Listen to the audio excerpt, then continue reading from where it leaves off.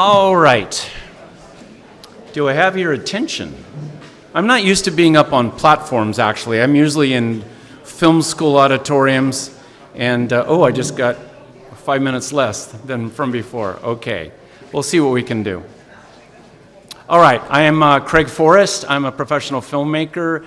You know, I'm really a TV guy and a documentary filmmaker, but as far as a filmmaker per se that does feature films and such, not so much. Long-form documentaries and short documentaries and clips, yes. This original presentation I gave in Sofia, Bulgaria last November, and was for an entirely secular group that was only interested in branding, hashtags, how to make videos to sell things, and to change people's perceptions about their products and their projects. And I completely redid it for this group and for this presentation and here in Holland, and I've added the faith-based component to it. I'm going to talk about hashtags and branding, but I'm going to be really upfront with you and say that for the most part, I'm going to talk about video clips and how important they are in not only video platforms, but in sharing stories as well.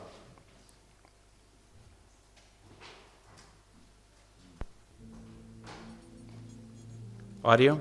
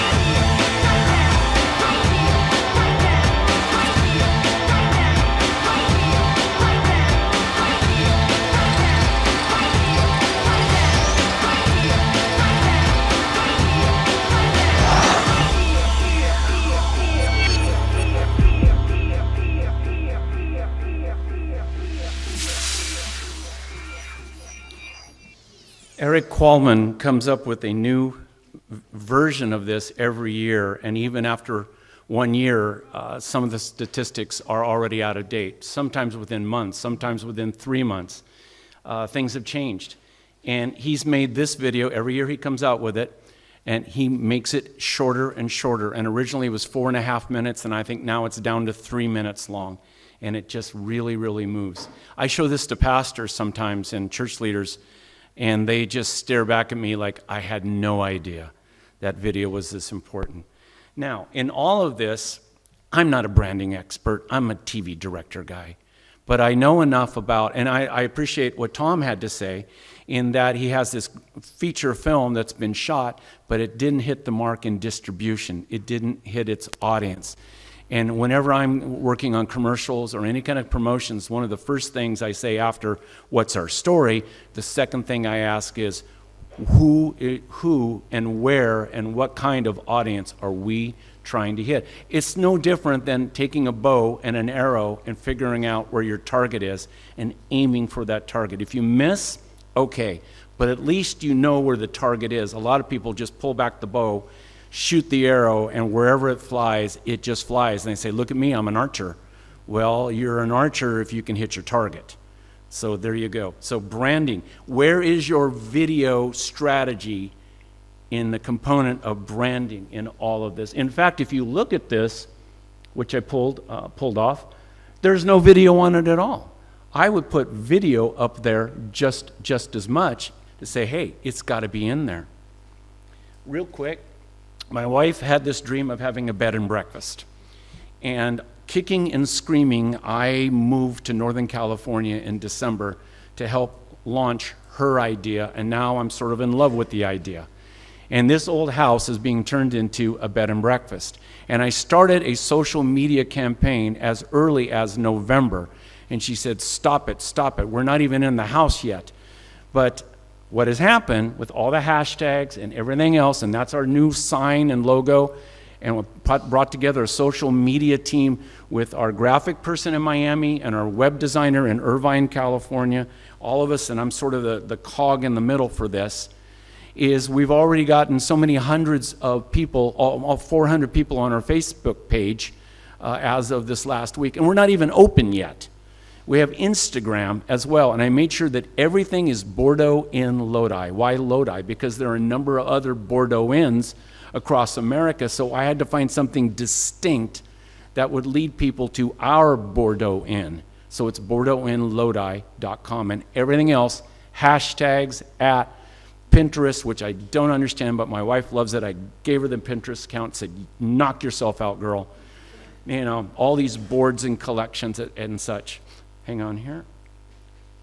My computer's decided, oh yeah, just what I wanted. I go to hit something. Thank you very much. Whew, that was, yeah. 120,000 acres of grapes in any direction that you drive. Bless you. So, everything I possibly do has got a hashtag on it because it increases our audience and the people that the potential customers, potential guests. We also have cooking classes, so that's part of it as well. Look at the statistics real fast. I'm not a statistic guy, but some of these are important. 2 billion on YouTube every single day. 1 billion Facebook every single day, videos that are watched. Snapchat, 2 billion, but some of those go away in 1 hour or 10 minutes or 5 minutes. They're just flat out gone, which is what young people love about Snapchat. You can't figure out what I did, mom and dad. It's gone, it's been erased, but I remember it. Also, 22 seconds is the average amount of time a Facebook video is watched, 22 seconds.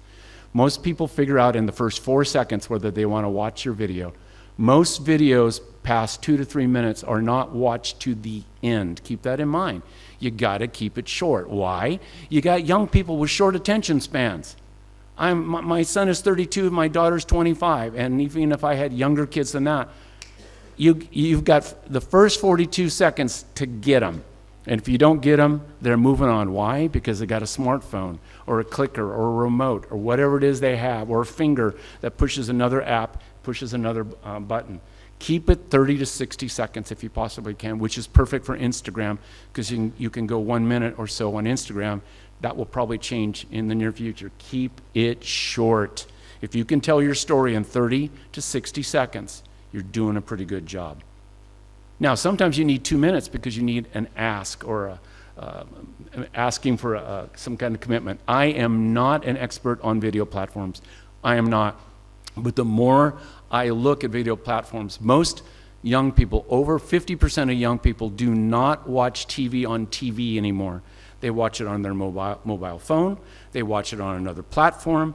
They watch it on their tablet or their desktop computer, or they also watch it now through their video game PlayStation 4 and Xbox, which is another way for them to connect out to the world and gather in news, information, games, videos, and all of it. It's a small percentage, but it's out there as well with video platforms with gaming. PlayStation 4 and Xbox are the two monsters in the industry. And young people have no problem dropping $250 to $350 for a new Xbox for Christmas and whatever it is, rental or purchase of Assassin's Creed number 5 or whatever it is. And some of those games are $1 billion franchises. Grand Theft Auto would be another example of that as well. Look at all of that. I'm still trying to figure that out, but at least identify that it's out there. Okay, 10 genres, and there's more than that, of faith-based clips. Number 1 is speaking and teaching. And usually it's with somebody with a microphone on a platform on Sunday morning, speaking, and a camera almost always in the back of the room, because we don't want the camera to be in the way of ministry. And I teach. Is your piano an instrument of ministry? Yes. How about the drums? Yes. How about the choir? Yes. Your camera can also be an instrument of ministry as well. Why are you putting it in the back? Why not put it up close? Because where the camera is where the viewer is. And by putting it in the back, you've told your viewer, you're not welcome on the front row of the church. You have to sit in the back. And at about that point, they warm up the car and drive me and get me out of the church as fast as possible for what I just said. Okay, look at all there's a joke there somewhere. Okay, look at all of this. There's more than this, but I'm going to show you some clips. And the majority of this is going to be clips. I doubt we'll have time for questions, but we'll try. Viral and sharing is critical. Share, share, share. We had a newspaper article about our bed and breakfast, and it got shared 8 times. And instead of having 400 people see it, we had nearly 3,500 people see it. Why? It got shared. And you cannot plan sharing. You can try. You can try. You can't plan viral either.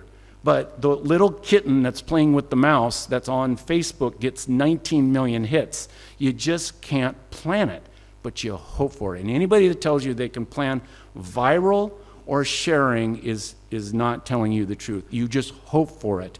It's got to be clever and unique and different as well. Put hashtags and tags on everything you can, but please don't put 25 on them, 25 hashtags. I see that sometimes on pictures on Instagram, and it's 25 of them. Just give me 2 or 3, especially hashtags that lead back to your ministry so that people can find you. We'll talk about that in a minute. I think one more on story, then we're going to get cracking. Bless you. 3 different people that I have a lot of respect for. Christian Amanpour, if you tell a compelling story, they will watch. They will watch. William Goldman, twice Academy Award screenwriter. What's your story about? He also asks the second thing in his book, Adventures in Screenwriting. He says, what's your story really about? What is it at the heart? Could be about poverty, but really at the heart might be a broken home, etc. He gives lots of examples of that. What's your story about on the surface? But then in the heart, what is it really, really about? Finally, he passed away just a few years ago, Don Hewitt of 60 Minutes, a show in America that's still on, started about 1968 or so. Still has the same time on Sunday nights at 7 o'clock, 6 o'clock Mountain Time, Central Time, and it is really good storytelling. And someone asked him, what is the reason for your success for 60 Minutes? He says, oh, this is easy. Tell me a story. Tell me a story. And I would say to you in your groups, your organizations, how often do you have story meetings? I worked on a TV show a while back, 20 years back, called Strange Universe. I was the only Christian on the entire staff of about 30, 35, and I was the producer for religious spiritual journeys and such. We had story meeting every day, 9:30 and 3. 9:30 and 3, and the producers would all get in the conference room, sit down, and we talk about our stories. How often are you meeting together and saying, what are the stories we could tell this month or next month? How can we plan for that? And that's something that I would, if I were you, would take away, if you're not doing it now, take away with you as you leave. What are the stories inside our ministry, our outreach that we've seen that we should be telling that are different than just preaching and teaching clips, okay? Because that only goes so far. Great for a live event, great for a church, but preaching and teaching doesn't always work or rarely works in a 1 or 2 minute environment. Okay, I'm going to move on. One more thing. Visual storytelling. Tell me some of the time. Show me most of the time. Show me, show me, show me. Less words, less narration, more video, more clips. Young people today are wired for visual. Less audio as far as narration and words, and more pictures. Pictures 1,000 words, right? Use pictures as much as possible. Put your pictures together and have your words go with it, rather than getting all your script of words and trying to have pictures attached to it. That's the old way. That's how I used to do it when I started out.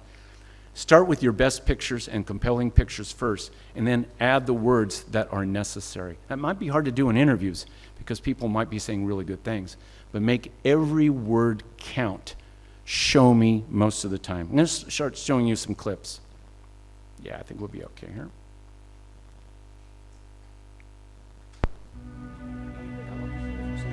You have a story to tell me, but I can't hear you. I'm not listening. I'm not listening. I have no room for you or God in my worldview. Unlike you, my life has no religion. No religion. Perhaps God exists somewhere. I'm not sure that's relevant to me. I'm the center. I'm the center of my existence. The center of my existence.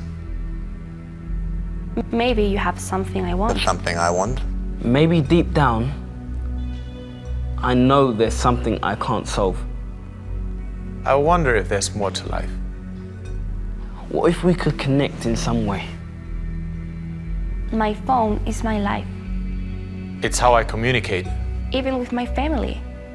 My longing is for connection. Connection.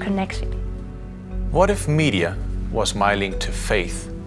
To you, To the church, Why not tell me stories of people like me? people like me. of people like me. Why not tell me stories of people who looked for connection? And found it. Tell me in a way I will listen. Tell me. Tell me. Tell me in a way I will notice.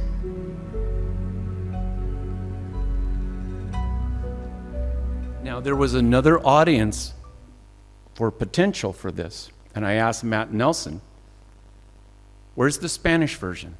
And he said, oh my goodness, every single one of those persons speaks fluent Spanish. And I could have done a whole nother version of this for the Spanish-speaking world.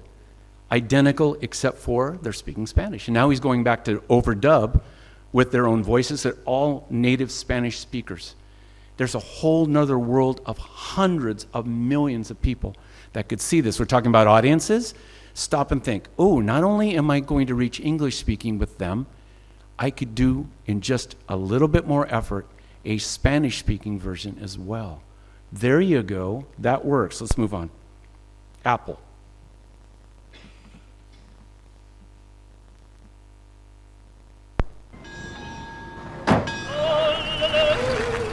Γιαγιά! Κορίτσι μου, καλώς ήρθες, αγάπη μου. Τον έχει πάει, εδώ.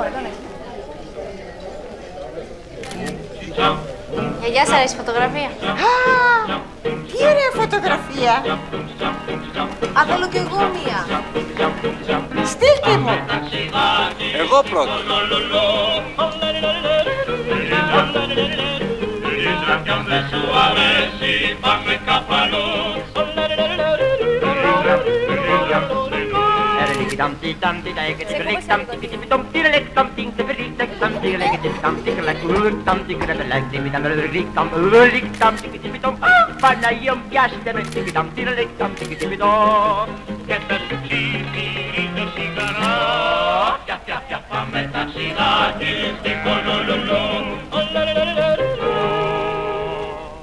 Experiences, I absolutely love it. It's experiences. How often in your missions, you just show the joy of everyone having fun with something instead of always, oh, we got to get everybody converted by the end of the clip. I'm just saying, here's some preaching, teaching that works.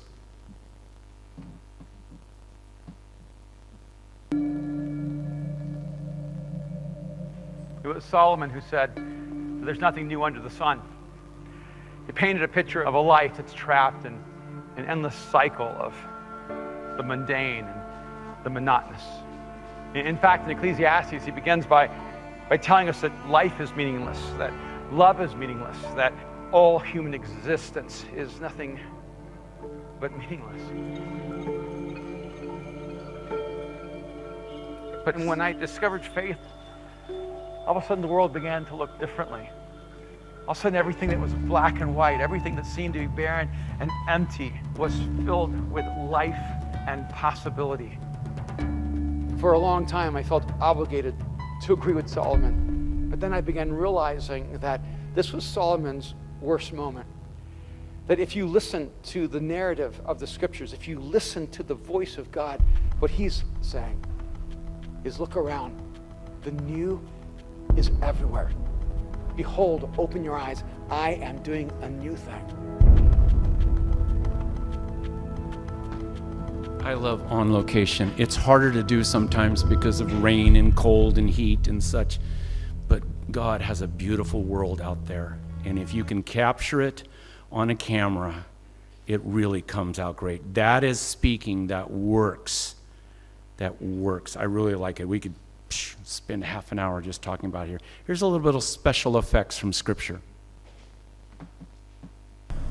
The hand of the Lord was upon me. He brought me out by the Spirit of the Lord and set me in the middle of a valley. It was full of bones. He led me back and forth among them, and I saw a great many bones on the floor of the valley. He asked me, Son of man, can these bones live? I said, O sovereign Lord, you alone know. Then he said to me, Prophesy to these bones and say to them, Dry bones, hear the voice of the Lord. I will make breath into you, and you will come to life. Then you will know that I am the Lord. So I prophesied as I was commanded, and as I was prophesying, there was a noise, a rattling sound, and the bones came together, bone to bone. I looked, and tendons and flesh appeared on them, and skin covered them. But there was no breath in them. Then he said to me, Prophesy to the breath, and say to it, Come from the four winds, O breath, and breathe into these slain that they may live. So I prophesied as he commanded me, and breath entered them. They came to life and stood up on their feet, a vast army.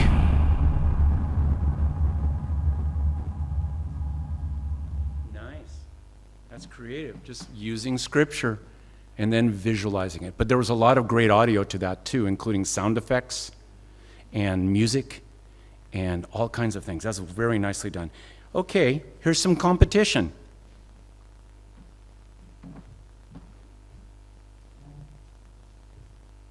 I woke up at night wondering and worrying what to do. It was so stressful. I just didn't have the answers. I felt stuck. I remembered seeing a California Psychics commercial, and I decided to call. Our gifted psychics have helped millions of people. We're so sure we can help you, we guarantee that if it's not the best reading you've ever had, it's free. And if you call right now, it's just $1 a minute. When Mary called, I sensed her suffering and stress. And as we talked, I felt like she really knew me. She gave me advice and answers, and I finally felt unstuck. If it's not the best reading you've ever had, it's free. And if you call right now, it's just $1 a minute. I used my psychic's advice, and things are definitely looking up. California Psychics, the nation's premier psychic network. It's just $1 a minute. So call now. Yeah, you're laughing. But you know what? I bet those phones are ringing. And the trick is to keep you talking at $1 a minute. And all of a sudden, it's $75. And would you like to book again next week? Or can I call you back Friday at $1 a minute? That was actually very well done. Was it? Oh, way down there? Yeah. I'm making just one call then. And get as much out of her as I possibly can. Don't you wish we had commercials that good for prayer lines? No, I mean it. I'm serious. Why not have commercials that good for prayer lines? When you call in, we'll pray with you. I'll shoot it. Steal it if you want. Why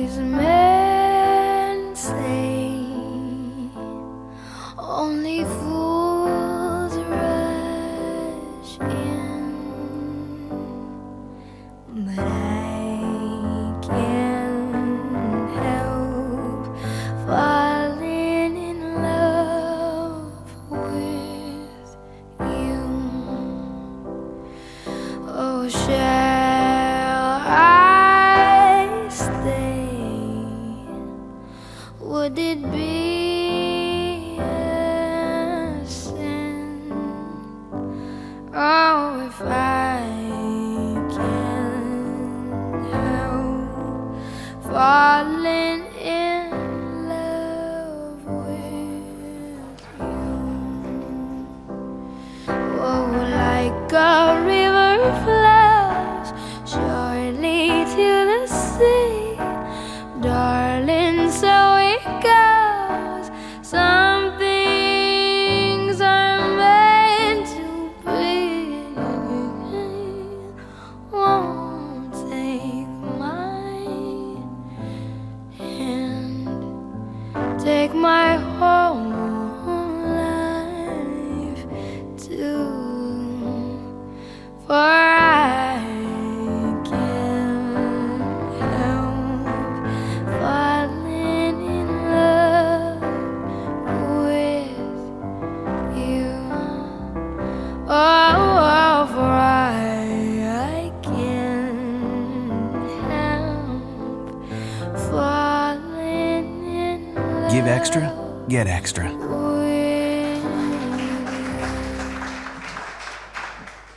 Who's got gum? Anybody got gum?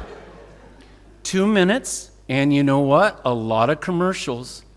There'll be a 1-minute version. There'll be a 2 or 3 minute version that will then go onto the web or YouTube as well from all the footage. That was a well-done story in 2 minutes, from start to finish. And was it kind of, oh, you know, let's chew gum and make up? Yeah, sure. But it was also sweetly done. It had a good sweet nature to it. All right. Let's go to Moldova.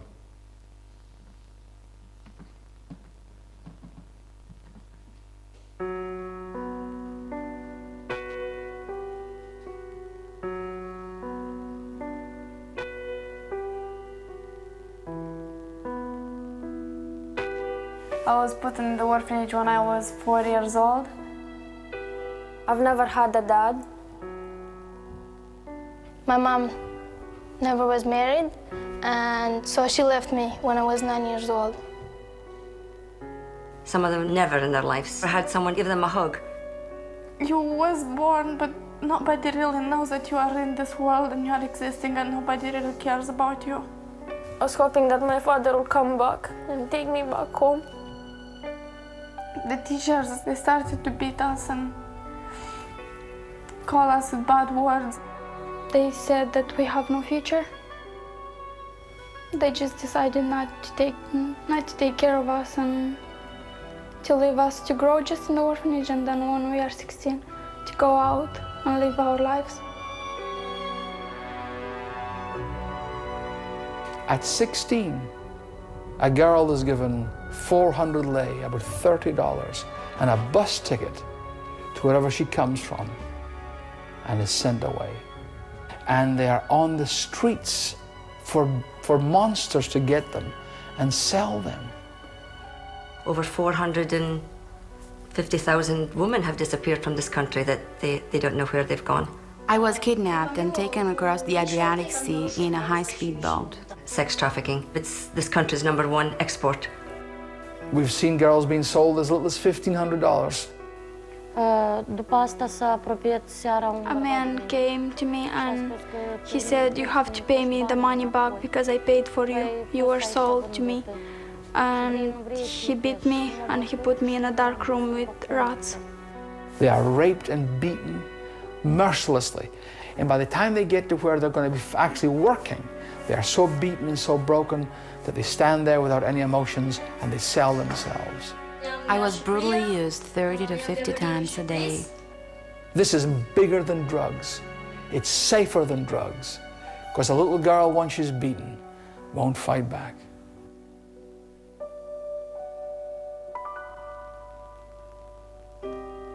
There's a handicapped girl called Stella, paralyzed on the right-hand side of her body. I says, "Unde Stella?" And they says, "Morit." I says, Murit, and I knew enough Romanian, that means dead. And I says, dead? Da. And I said, how? HIV. And they put this handicapped girl out with no skills, no way to live. Men had taken her and used her until they killed her. And it so destroyed my heart. I still can't get over, and I can't imagine how she died. And I thought, God, I will make a commitment to you that we will make a bed available for every girl in Moldova that needs somewhere to come. And we called it Stella's house. And we filled it immediately from the girls from Kopkui. I remember my first day in Stella's house. We came for a visit, and when we came in, everyone smiled and hugged us and loved on us, and that was the first time when we felt welcome somewhere. I had my first hug, and for the first time he told us, "We love you." It felt like a family from the first time I walked in. And I could feel something that I could never explain there. I could feel that I'm safe and I'm loved there and I'm in a family finally. It's worse than I ever imagined it would be, you know, and I mean, we've done this for a long time and we've done a lot of work in Romania and stuff, but Moldova, and what we've seen in Moldova just, I mean, the conditions here are, you know, are really, really, really bad. After we'd inspected the windows, the director took us out, and on a park bench there was 18 girls sitting there. They just finished painting their rooms and they were covered in paint. And he said, they all must go. And I looked and I says, what do you mean? He says, they're finished, they're gone.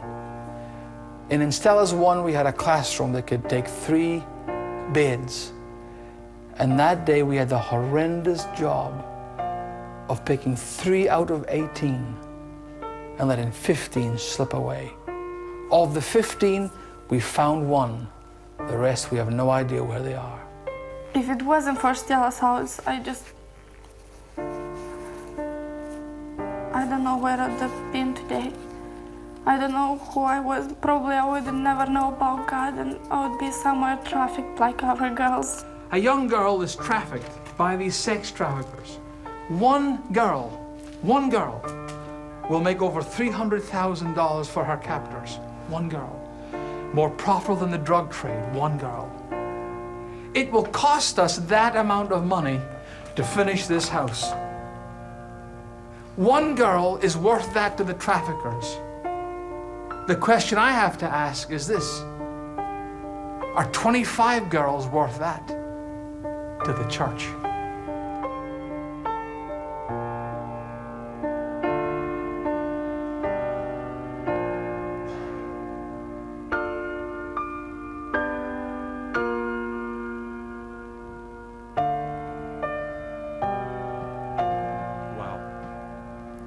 When I first saw this and presented this to a group once, I said, you ready to get out your money? You ready to get out a checkbook? Because when you write or send funds to this group, it literally is going to save a young girl's life. That is good, compelling storytelling. And that was 5, 6, 7 minutes long, but well done. I got to move on. Well done. There is a line in every city. It separates the rich from the poor, the strong from the weak.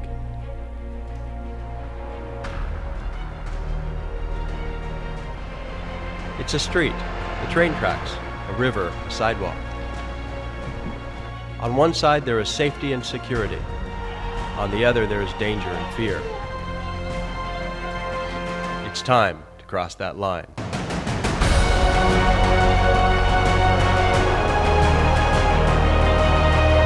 Serve the City invites and mobilizes volunteers to show kindness in practical ways to people in need. We partner with homeless shelters, orphanages, soup kitchens, and social centers. Many people doing small things together can make a big difference. Serve the City is for everyone. It's a revolution, a serving revolution. and it's going to change Tallinn.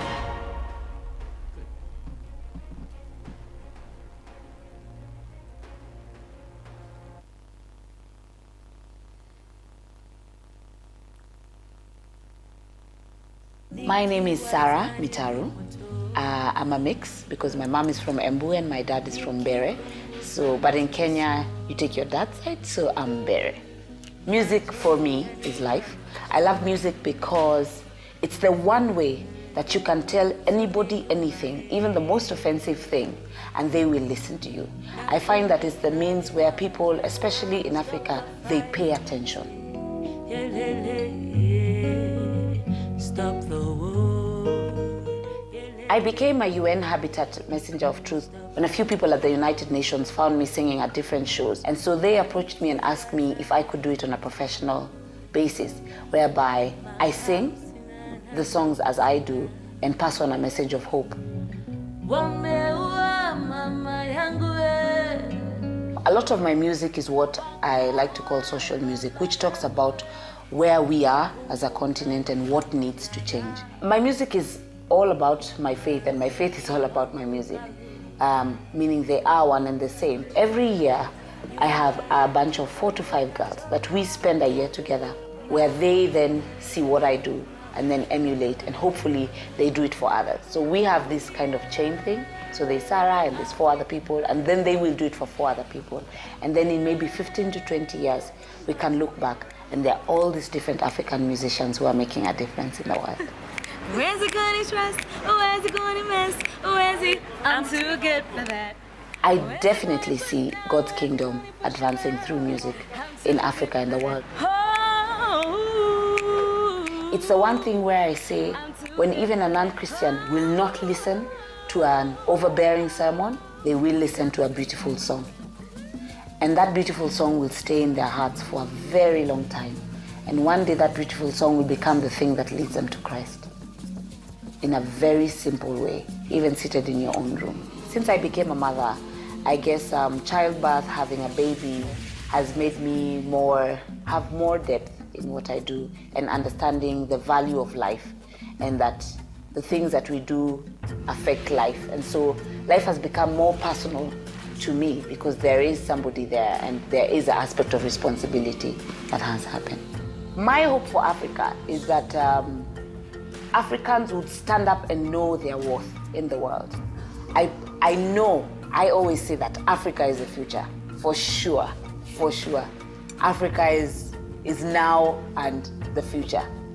And that Africans would know that there's more to Africa. That in fact the West would know that there's more to Africa because they are beautiful and wonderful people. They have the resources, they have everything they take, and yet their faith in God is real. It's real. I say this is where it happens. My name is Sarah Mitaru, and I am African. Now, that's a nicely done profile, and you find out she's a Christian about 2/3 or 3/4 of the way through. I think it's great right at the beginning to just draw the viewer into the clip, into the story, and then you find out, oh, she believes in God. She's a Christian. Lead them in, draw them in, and then move on. I do not have time for the next clip. It is in Mexico of young people with GoPro cameras having a baptism. I got to move on. Sorry. Don't have the time.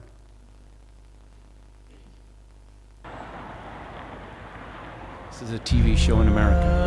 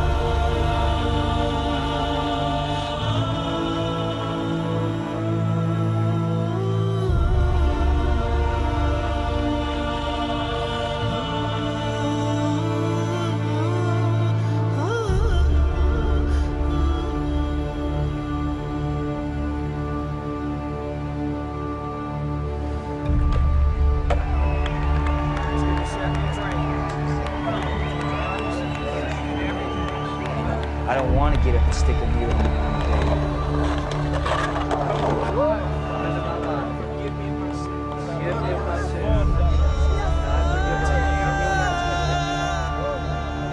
We're not trying to get you to join a church. We're not trying to get you to give us money. Too much. We're not trying to. Just all divine intervention. That there is a real God, a living God, a true God. His name is Jesus Christ, and He wants a real, personal relationship with each and every one of you here.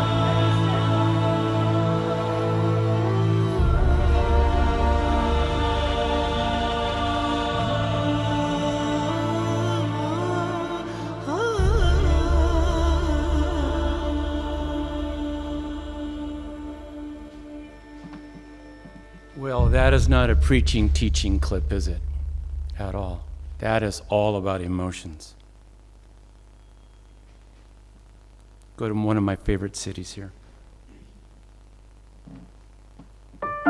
We met in that coffee shop. Do you remember? I looked at you and I liked you from the beginning.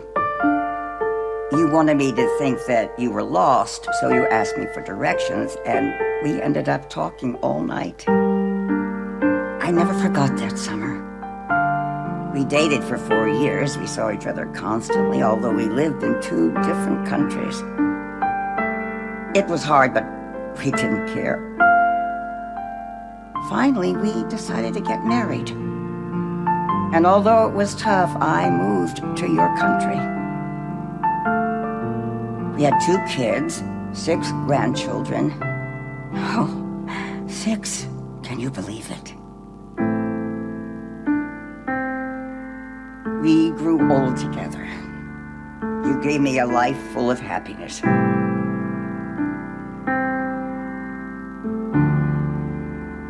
That's why it's so hard to let you go. Because I lost you the moment I decided not to take that trip, nor to come to this city, to that coffee shop. I lost you when I canceled my trip. I lost you because I never met you.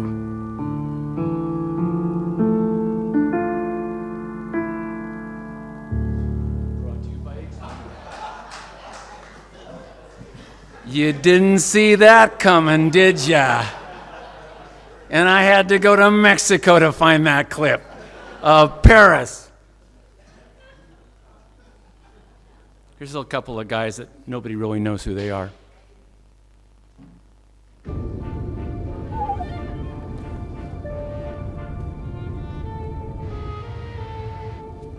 What I wanted to ask is what Phil's up to. Jack? Jack, have you seen who it is? No, it's not him, is it? It is him. He's much taller in reality, isn't he? He's such a legend. Yeah, he's probably the best player of his generation. Well, I'd say the best ever. I mean, winning 3 World Cups. I know. Oh, look, here he comes.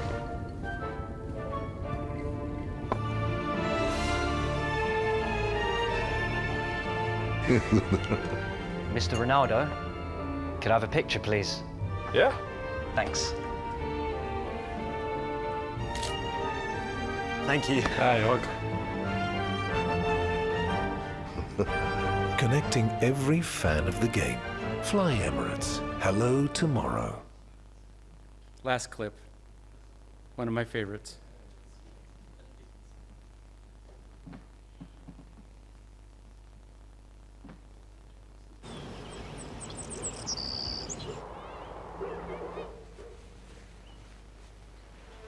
Amore.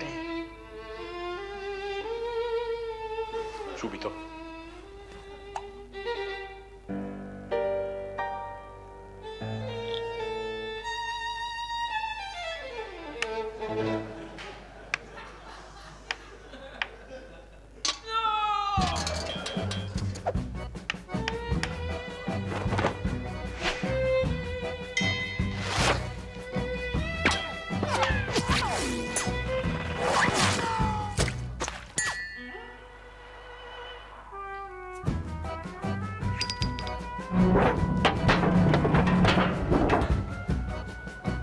the all-new Fiat 500X crossover. Bigger, more powerful, and ready for action.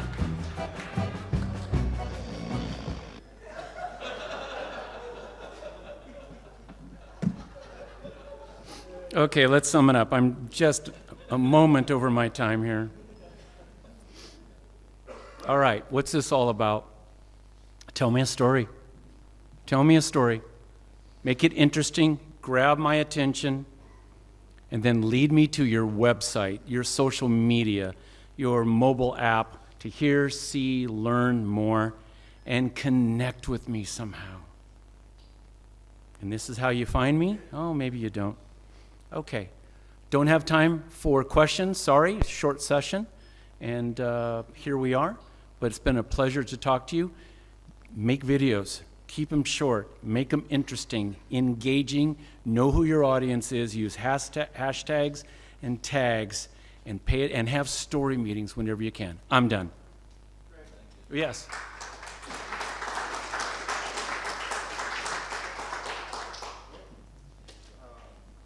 We're going to go ahead and just take two, 3 questions. Thank you for the time. Appreciate that. Anybody? Yes, in blue.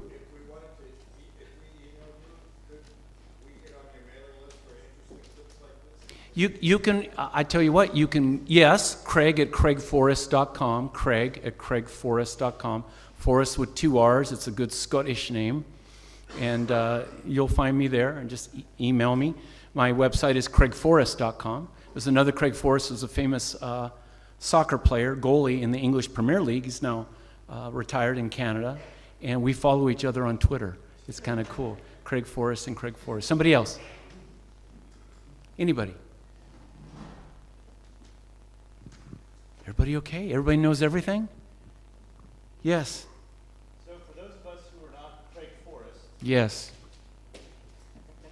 who can still follow you on Twitter, by the way, how would you say, can you offer any practical ideas on how we can begin to use stories more as lay people? Sure. I would just keep a notepad. For one thing, I would keep a notepad with you at all time, or if you use your mobile phone or tablet, and keep, whenever inspiration comes to you, whether it's little or great, or small or great, write it down, stories, whatever it might be, and then cull or sift through those story ideas until you find some that you think are interesting. Prepare, investigate, and shoot it. Keep it short. And you know what? Put it on Instagram. Put it on Facebook. You don't have to put it on all your sites at the same time. You could just start with one platform and see how it goes. Oh, now it's time to put it on Facebook. Oh, now I can tell Twitter world to find it on Facebook. They should all interconnect to each other. If I go to Instagram, if you go to Instagram for Bordeaux Inn, Lodi, what will happen is, and by the way, I love Instagram for Craig D. Forrest. If you're on Instagram, I want to follow you, you can follow me. I love Instagram. But on there are websites, so you can click and go immediately to my website. So that becomes a portal. Anything I put up there becomes a portal for you to go to somewhere else. That's how you should think in your ministries as well. We have time for one more, maybe? Almost lunchtime. Anybody's stomachs groaning at all? Okay. We good? What do you think, Benjamin? If nobody else has anything else, then yeah. I've got a book back there. If you'd like to buy it, you'll make my wife very happy. She always wants to know where's the book money and such. I have to leave this afternoon in order for my travel, so I'll be around for a couple more hours. If you'd like to talk to me, give me a shout. Great. And thank you for the little bit extra time. You bet. Thank you very much, Craig.